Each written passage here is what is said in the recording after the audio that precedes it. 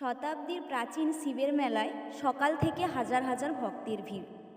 সুন্দরবনের অত্যন্ত এলাকা পাথর প্রতিমার শিব চতুর্দশী মেলা ভারতবর্ষের অন্যতম মেলাগুলোর মধ্যে বিশেষ জায়গা করে আছে। পাথর প্রতিমার রামগঙ্গা গ্রাম পঞ্চায়েতের দক্ষিণ শিব গোবিন্দপুর এলাকায় আজ থেকে প্রায় 110 বছর আগে 1321 সালে জঙ্গলের মধ্যে এই শিবলিঙ্গকে মাটির মধ্য থেকে উঠতে দেখেছিলেন জমিদারদের লোকজন। তারপর থেকেই জাঁকজমকভাবে এই পুজো হয়ে আসছে। এই মেলা চলে দীর্ঘ 15 দিন ধরে।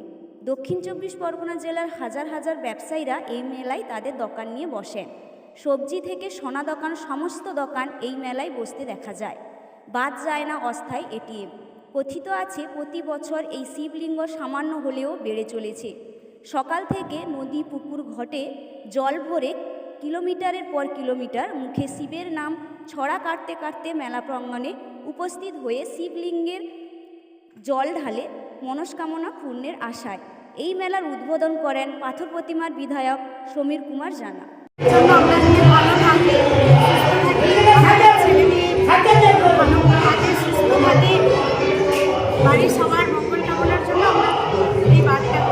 কোথা থেকে এসছেন? এখানে জল ঢালতে। শুনেছি এই মন্দির নাকি জাগ্রত। 110 বছরের আপনার নাম? মনস্কামনা পূরণের জন্যই ছুটে এসেছেন। হ্যাঁ। আপনার নাম? আমার নাম সোনালী মাইতি, বাড়ি রামগঙ্গা।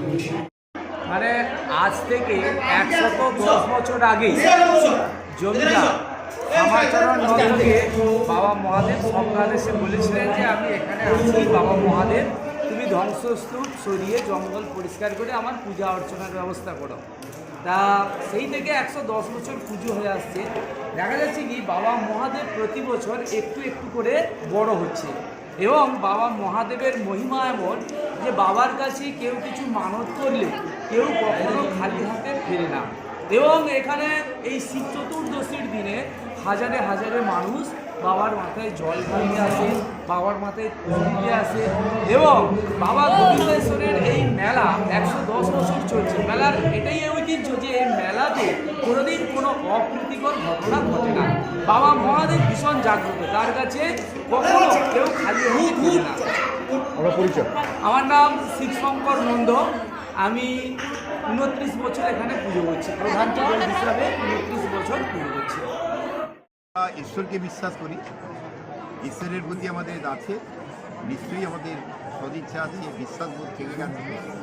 এই বিশ্বাসবোধের থেকে ব্রাহ্মণ মশাই যিনি প্রতিদিন পুজো অর্চনা করেন তার দৃষ্টিভঙ্গিতে যেটা ধরা পড়েছে এটা বাস্তবমুখী যদি হয়ে থাকে এবং তিনি যেগুলো বলেছেন তার প্রতি আমাদের শ্রদ্ধা থেকে গেছে, তাহলে ঈশ্বরের অপার করুণায় এটা পরিবর্তিত হচ্ছে।